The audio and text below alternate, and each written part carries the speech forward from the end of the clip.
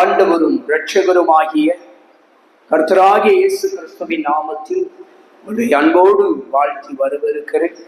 இயேசு கிறிஸ்து உங்களை ஆசீர்வதிப்பாராக. அவர் உங்களுக்கு எல்லாவற்றிலும் ரட்சிப்பதற்கு போதுமானவர். அல்லேலூயா. அவரே உலகத்தின் இரட்சகர்.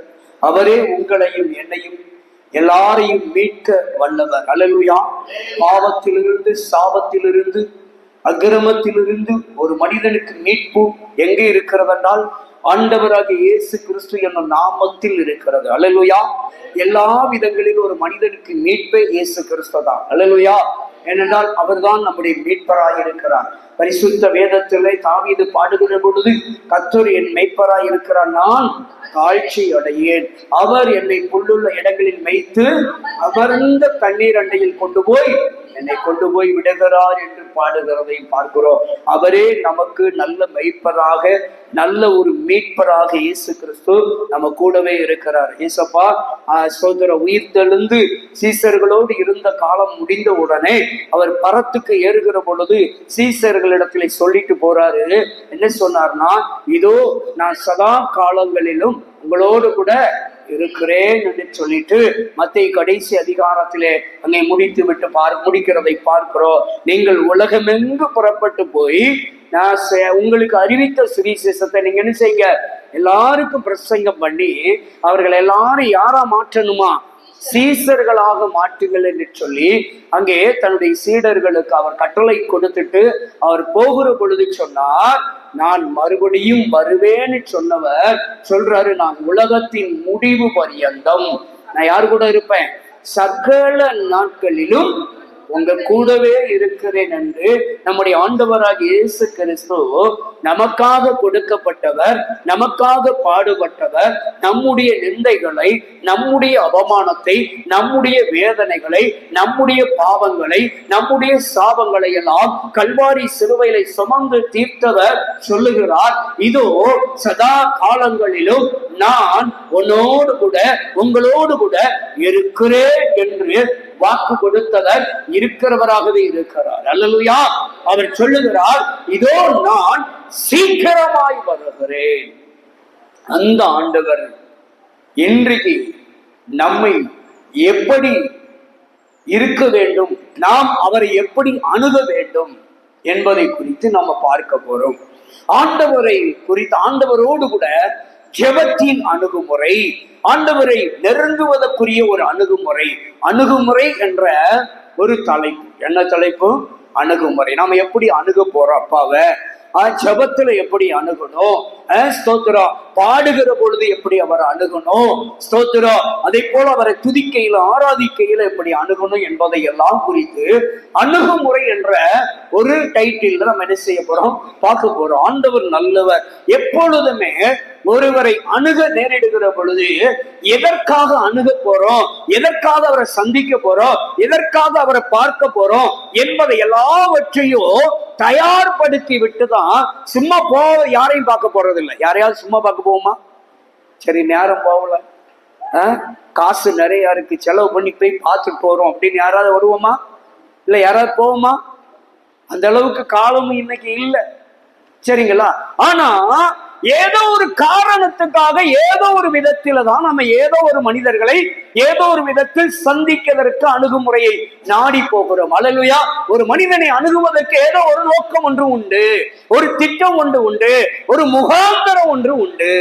என்ன உண்டு?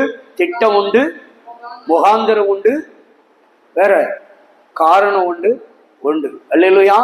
அப்ப பாருங்க, ஏதாவது ஒரு காரணம் இல்லாமல் நாம யாரையும் என்ன செய்ய மாட்டோம், அணுக மாட்டோம். அல்லேலூயா. அப்படி என்றால் இன்றைக்கு ஆண்டவரை நாம எப்படி அணுக வேண்டும்?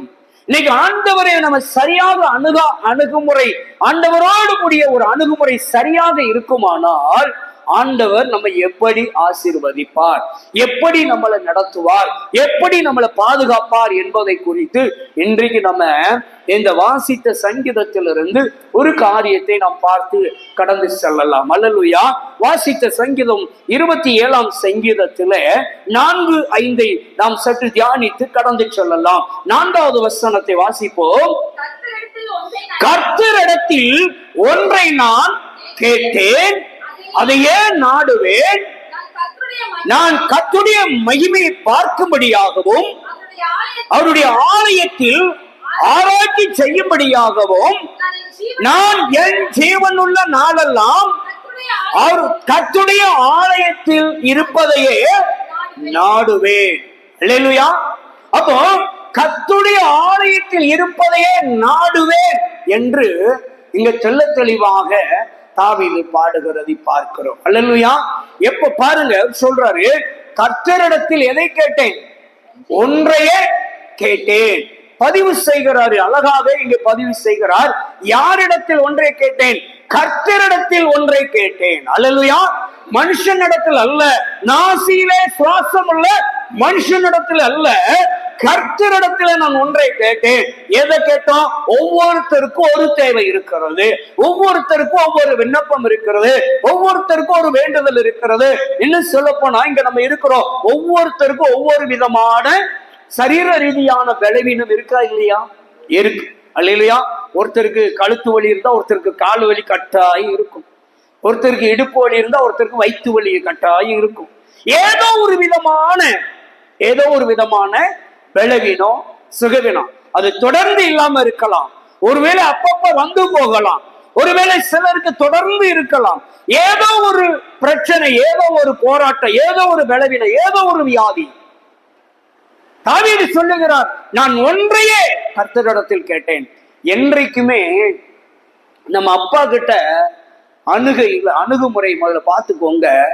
நீங்களா இருக்கட்டும், நானா இருக்கட்டும், அப்பா கிட்ட முதல்ல அவர் அணுகி போகையில, அவரை நெருங்கி போகையில எப்படி போகணும்னா, முதல்ல என்ன தேவைக்கு போறோங்கிறத உறுதிப்படுத்திட்டு போனோம். அல்லேலூயா.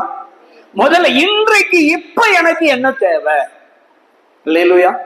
இப்ப நமக்கு என்ன தேவை என்பதை கேளுங்க. ரெண்டு நல்லா புரிந்து கொள்ளணும்.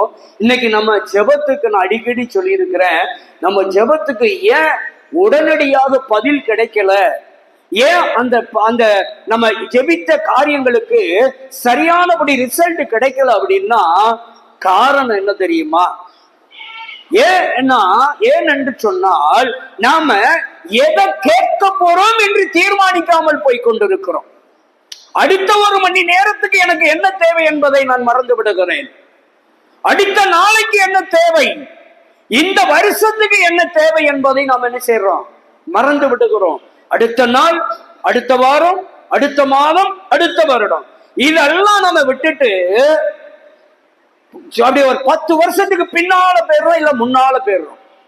நாளைக்கு என்ன தேவை? அல்லேலூயா. ஆனா ஏசப்பா சொல்லி கொடுத்திருக்கிறாரு, நாளைய தினம் குறித்து என்ன செய்யாத, கவலைப்படாதன்னு சொல்லிட்டாரு. கவலைப்படாத இருக்கணும் அப்படின்னா நான் யாரை அணுகி இருக்க வேண்டும்? என்னுடைய காரியத்தை குறித்து, என்னுடைய தேவையை குறித்து, என்னுடைய எதிர்பார்ப்பை குறித்து நான் கவலைப்படாம இருக்கணும்னா நான் அணுகி கொண்ட நபர் யார்? நான் அணுக நினைத்த நபர் யார்? நான் நெருங்க, நான் பார்க்க, நான் சந்திக்க நினைத்த நபர் யார் என்பதை பொறுத்துதான் எனக்கு ரிசல்ட். ஆமேன் சொல்லுங்களேன். அப்போ தாவீதுதான் சொல்றாரு, அவர் அதனாலதான் அழுத்தமா ஒரு வார்த்தை சொன்னார். ஒன்றையே கேட்டேன்னு எழுதியிருக்காரா? கர்த்தரிடத்தில் ஒரு அழுத்தம் கொடுக்கிறாரு. யாரிடத்தில்? அவர் யாரிடத்துல ஒன்றை கேட்க போனாராம்? கர்த்தர் என்ற அந்த வார்த்தையை அழுத்தமாக பதிவு செய்கிறார். அவர் யாரை அணுக போகிறாராம்? யாரை அணுகி கேட்கிறதுக்காக அந்த அழுத்தத்தை கொடுக்கிறார் என்றால் கர்த்தரிடத்தில் ஒன்றையே, கர்த்தரிடத்தில் இன்னார் என்பதை சரியாக பதிவு செய்ய வேண்டும். அன்னாள் போய் நின்னா, அன்னாள் தேவ சமூகத்தில் போய் அழுது கொண்டிருக்கிறாள். எதற்காக? குழந்தை இல்லை. குழந்தை இல்லாததுனால நிந்தை நிமித்தமாக கண்ணீரோடு, வேதனையோடு, அவமானத்தோடு போய் தேவ சமூகத்தில் போய் அழுது கொண்டிருக்கா. எப்படியாவது அவ நாடி வந்தது எத்தனை காரியம். அவளுக்கு 1000 பிரச்சனை இருக்கலாம், 1000 தேவைகள் இருக்கலாம். ஆனால் பாருங்க, அவளுக்கு 1000 பிரச்சனை இருந்துச்சு, 1000 நெருக்கடி, 1000 போராட்டம் இருந்துச்சு. ஆனா அதெல்லாம் விட்டுட்டா.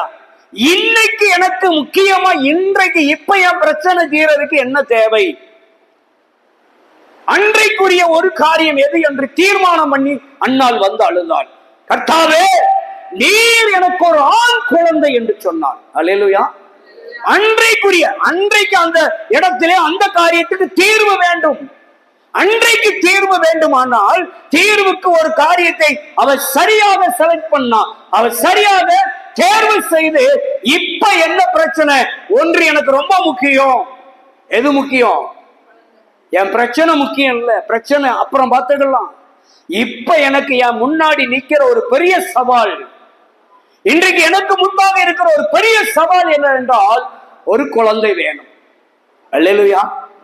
அதுதான் எனக்கு முன்பாக ஒன்று முக்கியமான ஒரு சவாலாக இருக்கிறது. அப்படி நாம் ஆராய்ந்து பார்த்து யாரை அணுக போகிறோம் என்பதை ஆராய்ந்து பார்த்து, நாம அணுகிற நபர், நாம யாரை அணுக போறோம்? கர்த்தரை அணுக போறோம். அப்ப நம்ம போற நபர்கிட்ட முதல்ல என்ன கேட்கணும் அப்படி என்பதை முதல்ல தீர்மானித்துக் கொள்ள வேண்டும். அல்லேலூயா. அப்ப முதல்ல தீர்மானம் செய்து விட்டு நம்ம போனோம் அப்படின்னா, பர்டிகுலரா நீங்க வேதத்துல அழுத்தமா சொல்றாரு, கர்த்தரிடத்தில் யாரை அணுக போறேங்கிற இடத்துல கர்த்தருன்ட்டாரு. ரெண்டாவது, நான் எதை அணுக போறேன்? முக்கியமான ஒன்று. அல்லேலூயா. ஒன்று, ஒரு காரியம். 1000 காரியம் இருக்குங்க, ஒண்ணு மட்டும் கொடுத்தா போதுமா? ஒவ்வொருத்தருக்கும் ஒவ்வொரு தேவை இருக்கா இல்லையா? சேலை எடுங்கன்னா 10 பீரோல் கொடுத்தாலும் எடுத்துக்கிட்டே தானே இருப்போம். என்ன, 10 பீரோல் கொடுத்தாலும் காணாது பெண்களுக்கு. ஆனாலும் ஒன்றை சூஸ் பண்றோம்ல. அல்லேலூயா. ஆமா, 1000 சேலை உருட்டி விரட்டி போட்டாவும், ஆனா எத்தனை தான் எடுப்போம்? ஒரு சேலையை தான் எடுப்போம், 1000 உருட்டி விரட்டி ஆகும்.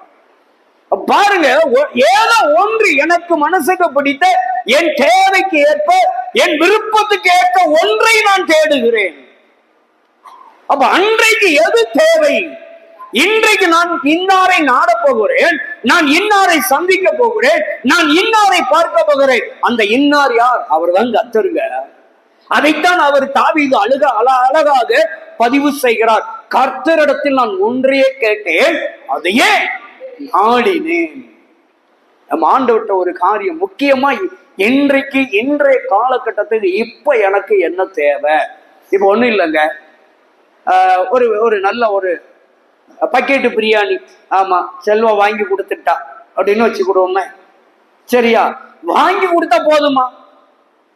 அதை சாப்பிடுறதுக்கு நான் யாரா இருக்கணும்? அதுக்கு என்ன தயார்படுத்திக்கணும். இல்லைன்னா அதுக்கு எனக்கு சாப்பிடுறதுக்குரிய தகுதி அவங்கிட்ட இருக்கணும். என்ன தகுதி? ஏற்றத்தாழ்வு தகுதி இல்ல, படிப்பு தகுதி இல்ல, உடல் ரீதியாக ஆரோக்கிய சம்பந்தப்பட்ட தகுதி எனக்கு இருக்கணும். புரிஞ்சிட்டீங்களா? அப்ப அந்த தகுதியை நான் முதல்ல, ஆண்டவரே எனக்கு பிரியாணி தரணும் நான் கேட்க கூடாது. பிரியாணி சாப்பிடுவதற்கு, ஆமா, 1 கிளாஸ் டம்ளர்ல 2 கிளாஸ் சீனி போட்டு குடிப்பதற்கு எனக்கு குடிக்க தகுதி வேணும். புரிஞ்சிட்டீங்களா? அப்ப நம்ம இன்னைக்கு என்ன தேவை? எனக்கு சரீரத்துல எனக்கு சுகம் தேவை. எனக்கு இன்னைக்கு ஆண்டவரே, நான் நாளைக்கு ஓடி ஓடி உழைப்பதற்கு எனக்கு என்ன தேவை? சரீரத்துல சுகம் தேவை. என் பிள்ளைகளை பராமரிக்க, என் கணவரை பராமரிக்க, என் பிள்ளைகளுடைய பிள்ளைகளை நான் காண வேண்டும் என்றால் இன்றைக்கு எனக்கு என்ன தேவை? சரீரத்துல சுகம் தேவை. இன்னைக்கு என்ன தேவை? உன் பிள்ளைகளின் பிள்ளைகளை காண்பாய் என்று ஆண்டவரே நீ சொல்லிட்டீப்பா, ஓகே தான் சொல்லிட்டாரு. அதை நான் பார்க்கணும்னா என் சரீரம் என்ன செய்யணும்? நல்லா வாழணும். ஆமேன்னு சொல்லுங்களேன். அப்ப என் சரீரத்துல என்ன தேவை? அதற்கு முக்கியமான ஒன்று ஆரோக்கியம் தேவை. அல்லேலூயா. என் சரீரம் ஆரோக்கியமா இருந்தால் மாத்திரம்தான் நான் நாட்களை கடந்து போக முடியும், வருடங்களை கடந்து போக முடியும், பிள்ளைகளுடைய காரியத்தை பார்க்க முடியும், பிள்ளைகளுடைய பிள்ளைகளை நான் பார்க்க முடியும். ஆமீன் சொல்லுங்களேன். அப்ப நமக்கு என்ன தேவை? சரீரத்துல ஒரு ஆரோக்கியம் தேவை. அப்போ என்ன தேவை என்பதை நாம முதலாவது முன்னறிந்து நாம் அணுகிற நபரை சந்திப்பதற்கு முன்பாக சரியாக தேர்வு செய்து கொள்ள வேண்டும். அல்லேலூயா.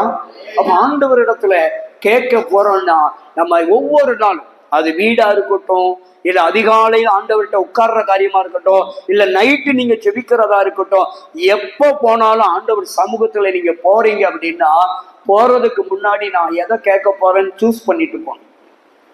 அல்லேலூயா. இப்ப எனக்கு அர்ஜென்டா என்ன தேவை? நம்ம சில ஆள்கிட்ட கேட்போம், கொஞ்சம் பணம் வேணும் அப்படின்னு கேட்போம். அப்ப அவங்க ஒரு வார்த்தை கேட்பாங்க தெரியுமா, இப்போ அவசரமா உனக்கு என்ன தேவை, எவ்வளவு தேவைன்னு கேட்பாங்க தெரியுமா? அதே தாங்க, இப்ப அவசரத்துக்கு அவசர நிலைப்பாட்டிற்கு அவசர காலத்திற்கு என்ன தேவை என்பதை நாம் அறிந்து ஆண்டவரிடத்துல விண்ணப்பம் செய்து பழக வேண்டும். அதைத்தாங்க சாலமோன் விண்ணப்பம் பண்ணினாரு. சாலமோன் விண்ணப்பம் என்னதான் இருந்துச்சு? அவசர கால விண்ணப்பம். அன்றைக்கு தேவையான விண்ணப்பத்தை பண்ணனா ஒன்றையே கேட்டான். என்ன கேட்டான்? ஒன்றைதான் கேட்டான். ஆண்டவரே, இந்த ஜனங்களை வழி நடத்த எனக்கு என்ன தாரும்? ரசிமா சரியா? சாலமோன் சொல்றாரு,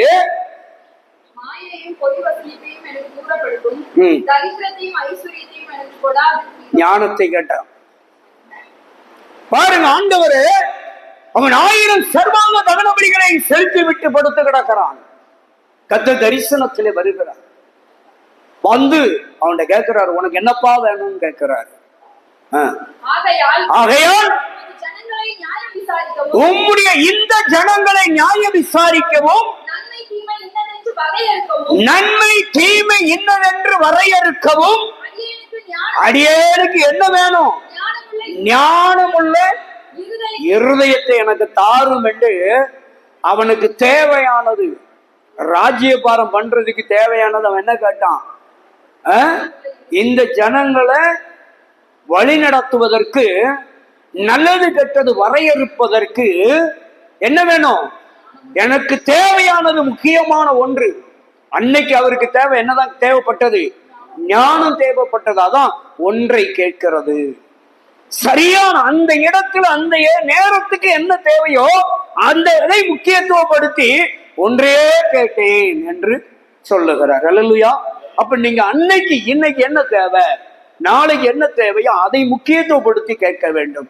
அல்லேலூயா.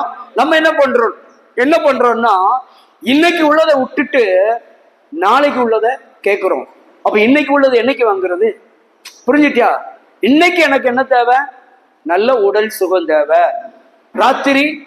எனக்கு ராத்திரி என்ன தேவை? நல்ல உணவு தேவை, நல்ல தூக்கம் தேவை. இது ரெண்டும் தானே தேவை. ராத்திரி 10 கோடி தேவையா? ராத்திரி எனக்கு என்ன தேவை? பணத்தேவை நாளைக்குரியது. நான் ராத்திரிக்கு என்ன பண்ணணும்? இரவுல இப்ப மணி ஆயிட்டு, சரியா? 6 மணி தாண்டியாச்சு. இன்னும் அடுத்த சில மணி நேரத்துல எனக்கு என்ன தேவை? ஒரு நல்ல உணவு தேவை, நல்ல ஒரு ஓய்வு தேவை. அல்லேலூயா. இன்பமான தூக்கம் தேவை. எது நமக்கு அடுத்த லெவலுக்கு அடுத்த கட்டத்துக்கு நம்ம நகருகிற பொழுது அடுத்த நேரத்தில் என்ன தேவையோ அதை ஆண்டவரிடத்துல முன்குறித்து கேட்டு பழகி கொள்ள வேண்டும். அல்லேலூயா. அப்ப ஆண்டவரிடத்துல இன்னைக்கு என்ன பிரச்சனையில, இப்போ சிவியரா எவ்வளவு தீவிரமா எந்த பிரச்சனையில இருக்கோமோ அதை கேட்கணும் ஆண்டவரிடத்துல. ஆமென் சொல்லுங்களேன். அதை கேட்டு பழகிட்டோம்னு வச்சுக்கோங்களேன், நம்ம ஆண்டவர் அழகா என்ன செய்வாரு? நமக்கு ஒன்றன் பின் ஒன்றாக கொடுத்து ஆசீர்வதிக்கிறவர். ஏன்னா அவர் வாக்கு கொடுத்துட்டார். என்னாகமத்துல 24 1வது வசனத்துல சொல்லிட்டாரு, இஸ்ரவேல் ஆசீர்வதிப்பதுதான் கர்த்தருக்கு பிரியம்னு சொல்லி கொடுத்தவரு உங்களை என்னை ஆசீர்வதிக்காம விடவே மாட்டார். ஆமென் சொல்லுங்க. அல்லேலூயா. அவர் சொல்லிட்டாரு, என் தழும்புகளால் குணமானீர்கள், என் வார்த்தை அனுப்பி குணமாக்குவேன் என்று ஆண்டவர் தேடி போய் சுகப்படுத்தினதெல்லாம் இருக்கு வேதத்துல. அப்படிதானே? எத்தனை பேரை தேடி போய் சுகப்படுத்தினாரு. அப்போ நீங்க சரியா ஆண்டவரை நோக்கி பார்க்க ஆரம்பிச்சிட்டீங்கன்னா நீங்க எந்த இடத்துல இருக்கீங்கன்னு பிரச்சனை இல்லை, எப்படி இருக்கீங்கிறது பிரச்சனை கிடையாது. ஆனா உங்களை தேடி இயேசு வருவார். அல்லேலூயா. அல்லேலூயா. இந்த பாட்டு படிக்கும்ல, என்னை தேடி இயேசு வந்தார், எந்த வாழ்வை மாற்றி விட்டார். என்னை தேடி இயேசு வந்தார், எந்த வாழ்வை மாற்றி விட்டார். அல்லேலூயா. நம்மளை தேடி இயேசு வந்து நம்ம வாழ்க்கையை மாற்றி விட்டாராம். அல்லேலூயா. அப்ப நமக்கு என்ன தேவைங்கிறத முதலாவது முன்குறிக்க வேண்டும். நம்ம அணுகுமுறை சரியாக இருக்கணும். தேவனோடு கூடிய அணுகுமுறை இருக்கு பாருங்க. என்ன பண்ணணும்? அதான் ஆண்டவர் சொல்லி கொடுத்தாரு. அப்பா, ஜெபம் பண்ணையில அஞ்ஞானிய போல என்ன செய்யாத, ஜெபம் பண்ணாத. ஜெபம் பண்ணையில கருத்தா ஜெபம் பண்ணார். இப்படிதான் ஜெபம் பண்ணணும்னு ஒரு ஜெப மாடல் கொடுத்திருக்கிறார். சீசர்களுக்கு ஜெப மாடல் கொடுத்தார். அதுலதான் அந்த பரமண்டலங்களில் இருக்கிற எங்கள் பிதாவே உடைய நாம பரிசுத்தப்படுவதாக என்று சொல்லி அந்த ஜெப மாடல் அதுல வருகிறது. ஜெப மாதிரி அங்கே கொடுக்கிறார். ஏன்னா அஞ்ஞானிகளை போல நம்ம ஜெபம் பண்ண வேண்டிய அவசியம் இல்லை. இன்றைக்கு இப்ப எனக்கு என்ன தேவை அதை முன்வைத்து ஆண்டவரிடத்துல நான் கேட்போமானால், அங்கே தாவீது அப்படி கேட்கிறார், சாலமோன் அங்கே அப்படி கேட்கிறார். இப்படி எதை கேட்க முன்வைக்கிறோமோ அது கொடுக்கப்படும். ஆமென் சொல்லுங்களேன். அல்லேலூயா. ஒன்றையே நாடினேன் அதையே கேட்டேன்றார். அல்லேலூயா. பாருங்க, அது மாத்திரம் இல்ல, நான் கர்த்தருடைய மகிமையை பார்க்கும்படியாகவும் அவருடைய ஆலயத்துல ஆராய்ச்சி செய்யும்படி. ஆராய்ச்சின்னா என்னது? இது எப்படி ஆயிடுச்சு, என்னது ஏதுன்னு சொல்லி ஆராய்ச்சி பண்றது அதான ஆராய்ச்சி. ஆராய்ச்சின்னா நடக்கக்கூடாத ஒரு காரியம் நடந்து ஆராய்ச்சி பண்றது, தெரியக்கூடாததை தெரிந்து கொள்வது ஆராய்ச்சி. அல்லேலூயா. அப்ப அவர் பாடுறாரு, நீர் நான் ஒன்றையே கேட்டேன் அதையே நாடுவேன், அதை நீர் கொடுத்ததுக்கு அப்புறம் அதை வாங்கிட்டு நான் எங்க போய் உட்கார்ந்துருவேன்? உம்முடைய ஆலயத்துல உட்கார்ந்து ஐயோ இது எப்படி நடந்தது, இது எப்படி கிடைத்தது, இதை நான் எப்படி பெற்றுக்கொண்டேன் என்று ஆண்டவர் இதை எதற்காக எனக்கு தந்தார் என்பதை குறித்து ஆராய்ந்து என் அப்பாவுக்கு நன்றி சொல்ல முடியாது ஜீவன் உள்ள நாளெல்லாம் தேவனிடத்தில் இருப்பதை நாடுகிறேன் என்றார். அல்லேலூயா. அதான் சொல்றேன், சாத்தியப்படாததை சாத்தியப்படுத்தி கொடுக்கிறவர் தேவன். மருத்துவர்களால முடியாதத அப்பாவால முடியும், மருந்துகளால முடியாதது அப்பாவால முடியும். அல்லேலூயா. நம்ம பலத்தால முடியாது, தேவ பலத்தால் முடியும். தேவனால் கூடாத காரியம் ஒன்றுமே கிடையாதுங்க. ஆராய்ந்து பார்க்கக்கூடிய விஷயங்கள் எவ்வளவு எவ்வளவு எவ்வளவு சக்திக்கு மிஞ்சின காரியம் எல்லாம் நம்ம கடந்து வந்திருக்கிறோம். இதெல்லாம் எப்படி நடந்தது, அதான் ஆராய்ச்சி செய்வது. இது எங்க வந்து ஆராய்ச்சி பண்ணணும்?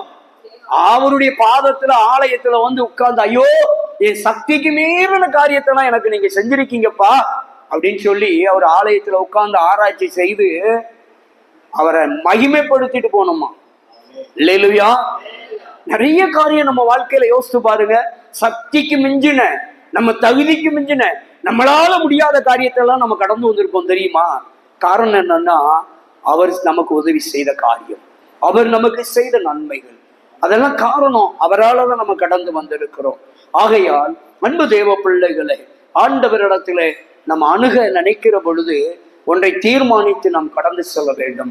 இரண்டாவது, ஆண்டவர் நமக்கு செய்த பின்பு அதை ஆராய்ச்சி செய்து அவருடைய பாதத்தில் உட்கார்ந்து அவரை மகிமைப்படுத்துவதற்கு நாம் அவர் பாதத்தில் அமர்ந்து இருக்க வேண்டும். அல்லேலூயா.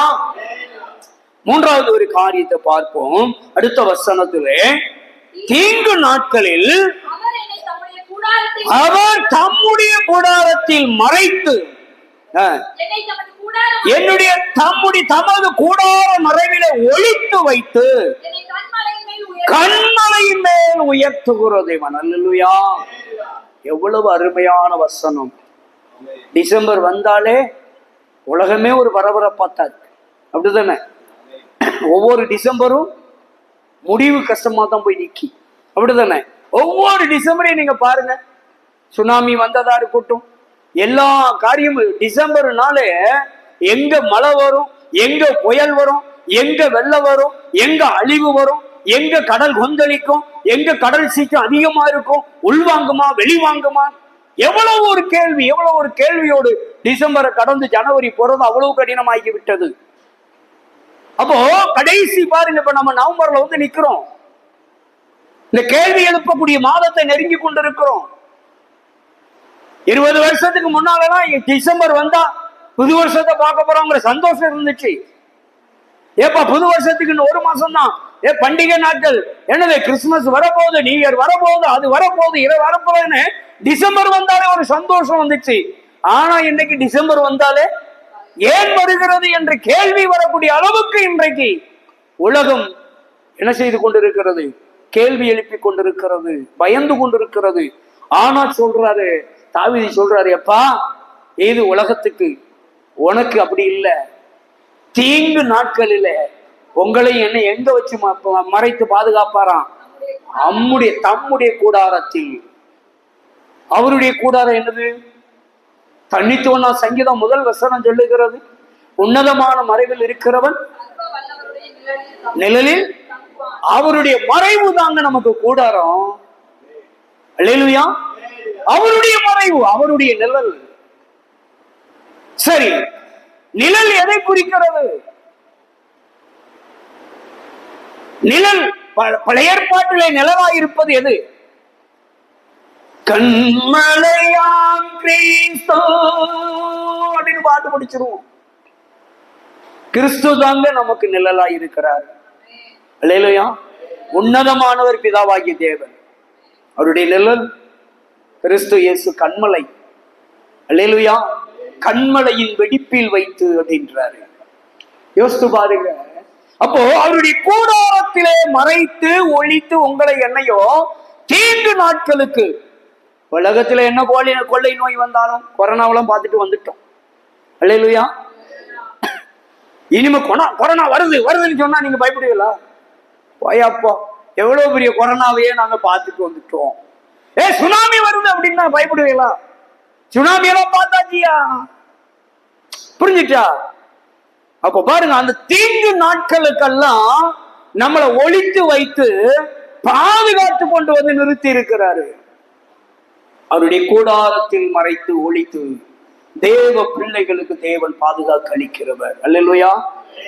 அப்ப நம்ம தேவனை சரியா அணுக பழகிட்டோம்னு வச்சுக்கோங்களேன், அவர் நம்மளை எல்லா விதமான தீமைகளுக்கும் பொல்லாப்புக்கும் எல்லா விதமான வாதைகளுக்கும் அவர் நம்மளை ஒழித்து மறைத்து அவர் பாதுகாக்கிறவர்.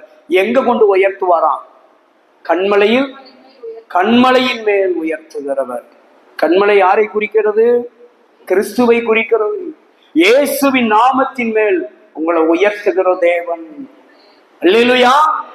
அவருடைய நாமத்தினால் நீங்கள் விடுவிக்கப்பட்டவர்கள், அவருடைய நாமத்தினால் நீங்கள் பாதுகாக்கப்பட்டவர்கள்.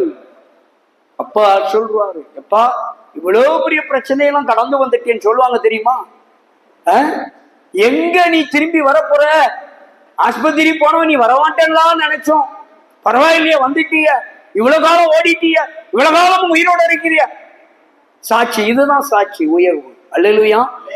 செல்லம் நினைக்கிறோம், ஓ பானா என்னமோ அவ்வளவுதான் அப்படின்னு ஒரு எண்டு வைப்பாங்க, பார்த்திருக்கீங்களா? சிலருக்கு இனி அவ்வளவுதான், வாழ்வு முடிஞ்சு போச்சு, அவங்க வாழ்க்கை முடிஞ்சு போச்சு, அவங்க ஜோலி முடிஞ்சாங்க, இனி எந்திக்க மாட்டாங்க, இனி நடமாட மாட்டாங்க, இனி அவ்வளவுதான் முற்றுப்புள்ளி வைப்பாங்க. ஆனா கர்த்தர் அப்படி இல்லை. அப்படியே கூடார மறைவில் வைத்து தீங்கு நாட்களிலே கூடார மறைவிலே வைத்து மறைத்து ஒழித்து வைத்து பாதுகாக்கிற தேவன். அல்லேலூயா. நம்மளை கைவிடுவாரா? தீங்கு நாட்களுக்கும் கடந்து போக உதவி செய்கிறவர். அல்லேலூயா. இப்பவும் சொல்ற, ஒவ்வொரு நாளும் அந்தந்த தீவிரமா என்ன பிரச்சனை இருக்கோ அதை ஆண்டவருக்கு முன்னால வச்சு ஜெபம் பண்ணுங்க, ஆண்டவர் பாதத்துல ஒப்பு கொடுங்க. ஆண்டவரால கூடாதது ஒண்ணுமே கிடையாது. ஆமென் சொல்லுங்களேன். அல்லேலூயா. என்ன பிரச்சனை அவனால இருந்துட்டு போட்டுங்க, உலகம் பயங்காட்டும், உறவுகள் நம்மை சுற்றி இருக்கிற ஜனங்களும் பயங்காட்டுவார்கள். அது அப்படி ஆயிரும், இது இப்படி ஆயிரும். எப்படி ஆனாலும் சரி, அங்க ஒருத்தர் இருக்கிறார். அல்லேலூயா. தீங்குக்கு பாதுகாக்கிறவர். தம்முடைய கூடாரத்தில் தீங்கு காலத்தில் தீங்கு நேரத்தில் நம்மளே தம்முடைய கூடாரத்தில் நம்மை மறைத்து வைத்து ஒளித்து வைத்து பாதுகாக்கிற தேவன். அவர் கைவிடவே மாட்டார். அல்லேலூயா. என்ன காரணமா இருந்தாலும், என்ன பிரச்சனையா இருந்தாலும் கவலைப்படாதுங்க. அல்லேலூயா. தேவன் நம்மை கைவிட மாட்டார். தேவன் உங்களை கைவிட மாட்டார். கர்த்தர் உங்களை கைவிட மாட்டார். கண்மலையாம் கிறிஸ்து உங்களை ரட்சிக்கிறவர் ஒருவரும் உங்களை கைவிட மாட்டார். ஏனென்றால் தீங்கு நாட்களில் அவர் கூடாரத்தில் வைத்து உங்களை பாதுகாக்கிறவராயிருக்கிறார், உங்களை தப்புவிக்கிறவராயிருக்கிறார், உங்களை உயர்த்துகிறவராயிருக்கிறார். தீங்கு நாளை கண்டு, தீங்கான காரியத்தை கண்டு, தீங்கான வியாதியை கண்டு பயப்பட வேண்டிய அவசியம் இல்லை. அவர் உங்களை பாதுகாப்பார், அவர் உங்களை தப்புவிப்பார், அவர் உங்களை விடுவிப்பார். உங்களை, உங்கள் பிள்ளைகளை அவர் வாழ வைப்பார். அதை சொல்லுங்க. அல்லேலூயா. தேவனை அணுகிற பொழுது சரியாக அணுக வேண்டும். சரியா அணுகிட்டோம் அப்படின்னா அவர் நம்மை தீங்கு நாட்களுக்கும் தப்புவிக்க வல்லவராக இருக்கிறார். அல்லேலூயா. ஆகையால் ஆண்டவரிடத்துல சரியா கேட்டு பழகுங்க. ஆண்டவர் இங்கே கேட்டதை கொடுத்து உங்களை ஆசீர்வதிப்பார். இரண்டாவது, தீங்கு நாட்களிலே அவரை நோக்கி அணுகி பாருங்க. ஆண்டவர் எல்லா தீங்கு நாட்களிலும் ஆண்டவர் உங்களை அவருடைய கூடார மறைவில் வைத்து பாதுகாக்க வல்லவராக போதுவானவராக இருக்கிறார். அல்லேலூயா. கர்த்தர் நல்லவர். அப்படி ஒரு விஷயம், கண்களை மூடுவோமா. கிருபை நிறைந்த தகப்பனே, இந்த நல்ல ஆசீர்வதிக்கப்பட்ட வேலைக்காய் மக்கள் நன்றி செலுத்துவோம்.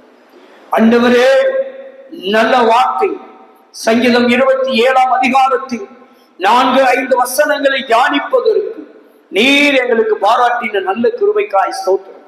இந்த வார்த்தைகளை கேட்டுக்கொண்டிருக்கிற பார்த்து கொண்டிருக்கிற ஒவ்வொரு பிள்ளைகளின் குடும்பங்களையும் நீர் ஆசீர்வதிப்பீராக. அவர்கள் என்னென்ன விண்ணப்பங்கள் ஒன்றை வைக்கிறார்களோ சமூகத்தில் தாவீது சொன்னது போல், கர்த்தரிடத்திலே ஒன்றையே கேட்டேன் அதையே நாடினேன் என்று சொன்னது போல், உங்களுடைய பிள்ளைகளுக்கு உண்டான எவைகளெல்லாம் ஒன்றொன்றாய் காணப்படுகிறதோ அவைகளெல்லாம் நீர் வாய்க்க செய்வீராக. உங்க பிள்ளைகளுக்கு முதன்மையான காரியங்கள் எல்லாம் நீர் ஆண்டவரே முதலாவது வாய்க்க செய்வீராக. விடுதலை கொடுப்பீராக, சுகம் கொடுப்பீராக, அற்புதம் செய்வாண்டவரே. அப்பா, உங்க பிள்ளைகளை விடுதலையாக்கும், உங்க பிள்ளைகளை சுகப்படுத்தும், உங்க பிள்ளைகளை ஆரோக்கியப்படுத்தும் ஆண்டவரே. பிள்ளைகளுக்கு நன்மைகள் உண்டாகட்டும், விடுதலை உண்டாகட்டும், சுகம் உண்டாகட்டும். நீக்காவா சோபாரி மாலவா கர்த்தருடைய நாமத்தினால் ஆண்டவரே உங்க பிள்ளைகளை தீங்கு நாட்களுக்கு ஆண்டவரே உங்க பிள்ளைகளை உங்களுடைய கூடாரத்தில் வைத்து நீர் உங்க பிள்ளைகளை பாதுகாப்பீராக, தப்புவிப்பீராக. கைவிடாதீருமாண்டவர், கைவிடாதிருப்பீராக. கவலைகள் மாறட்டும், வருத்தங்கள் மாறட்டும், துக்கங்கள் மாறட்டும், பயத்தை நீக்கி போடுங்க. எந்த காரியத்தில் பயந்து கொண்டிருக்கிறார்களோ அந்த காரியத்தில் என் தேவன் பயத்தை நீக்க முடியாது, அச்சத்தை நீக்க முடியாது, கலக்கத்தை நீக்க முடியாது. ஆண்டவரே, அற்புதம் நடக்கட்டும், அதிசயம் நடக்கட்டும், நன்மை உண்டாகட்டும், சுகம் உண்டாகட்டும், ஆரோக்கியம் வெளிப்படட்டும் இயேசுவின் நாமத்தினால். உங்களுடைய கூடார மறைவில் வைத்து உங்க பிள்ளைகளை எல்லா தீங்குக்கு விலைக்கு காத்துக் கொள்ளுவீராக. அற்புதங்களை செய்து கொடுங்கப்பா, அதிசயங்களை செய்து கொடுங்க. ஆலயத்தில் வந்து உங்களுடைய நாமத்தை உங்க பிள்ளைகள் மகிமைப்படுத்தட்டும். ஆண்டவரே, இது எப்படி சாத்தியப்பட்டது, இது எப்படி நடந்தது என் வாழ்க்கையில? கிரகிக்க முடியாத காரியம் அல்லவா, என் சக்திக்கு மிஞ்சின காரியம் அல்லவா, இது எப்படி நடந்தது என்று உங்களுடைய ஆலயத்தில் வந்து ஆராய்ச்சி செய்து உங்க நாமத்தை மகிமைப்படுத்தட்டும். இது கர்த்தரால் ஆயிற்று, இது என் பலத்தினால் அல்ல, என்னுடைய ஞானத்தினால் அல்ல, என்னுடைய அறிவினால் அல்ல, என்னுடைய பதவியினால் அல்ல, என் பணத்தினால் அல்ல, என்னுடைய படிப்பினால் அல்ல, இது கர்த்தரால் ஆயிற்று என்று ஆராய்ச்சி செய்து உங்களுடைய ஆலயத்திலே உண்மையே மகிமைப்படுத்த ஆண்டவரே அவர்களுக்கு உண்டானதை நிறைவேற்றி தருவீராக.